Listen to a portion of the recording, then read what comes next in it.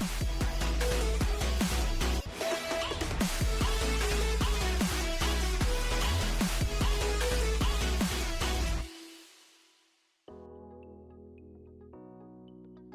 is one of the words that have been floating around the internet in recent years. And most of the time, when you hear Web3, blockchain technology is another concept lurking close by. If you have no idea what Web3 is about, you're in luck. I've done all the research so you don't have to. If you already have an idea, stick around.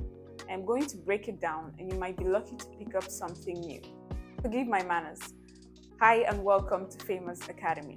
I should let you know that I'm not giving financial advice in this video. I'm only trying to teach you some cool stuff. So talk with a financial advisor and conduct your own research before you invest.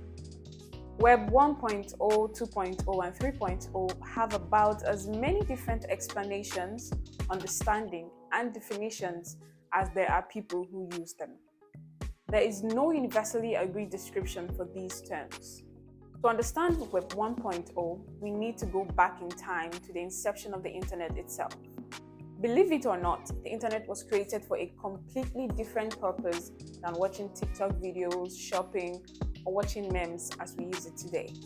In 1969, the Defense Advanced Research Project Agency, DARPA, in the United States, brought together some of the brightest minds across the globe to work on a military communications project, which we know today as the internet. It was comprised of mainly text-only web pages joined together by hyperlinks. The pages were read-only and there was no means of interaction with it. It was basically a giant online library.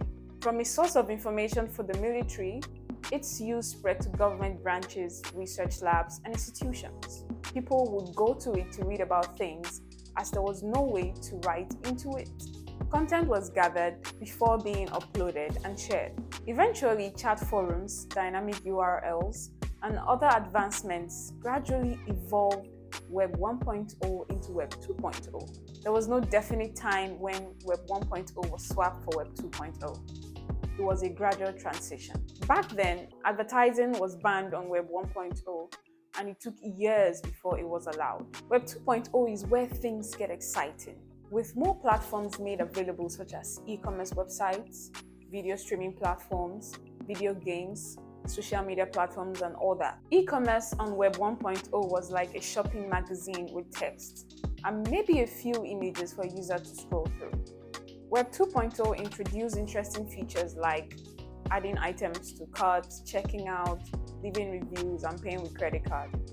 Web 2.0 also brought about user-generated content, which allows you and I today to create things and post them to the internet, like this video, or the picture of my vacation to Cairo that I posted on Instagram last year. Web 2.0 is referred to as the social web, participative web, or read and write web, as it was the first time that humanity could share information on a global scale, socialize, and share memes to anywhere in the world nearly instantly. Some of the key driving factors behind Web 2.0 was the creation of new web-related technologies like Ajax, JavaScript, CSS, Document Object Model, HTML, and Adobe Flash, which gave users an entertaining way to interact with websites.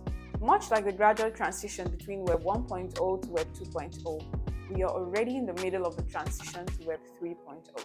Web 3.0 isn't exactly new. Pioneers who witnessed the transition from Web 1.0 to 2.0 knew that Web 3.0 would eventually happen, just as even now there are already early discussions about Web 4.0 and 5.0, though we have barely broken into Web 3.0. Just as Web 2.0 was called the social web, Web 3.0 was dubbed the intelligent or semantic web and envisioned to be capable of analyzing all the data on the internet, allowing machines to handle tasks without human intervention. We can already see many elements of this definition in operation today. With machine learning, AI, and content ubiquity, the web recognizes videos, understands the associations between content and locations, show advertisements to people based on behavioral patterns, and more. Web 3.0 is trying to make knowledge accessible to everyone with as little restrictions as possible.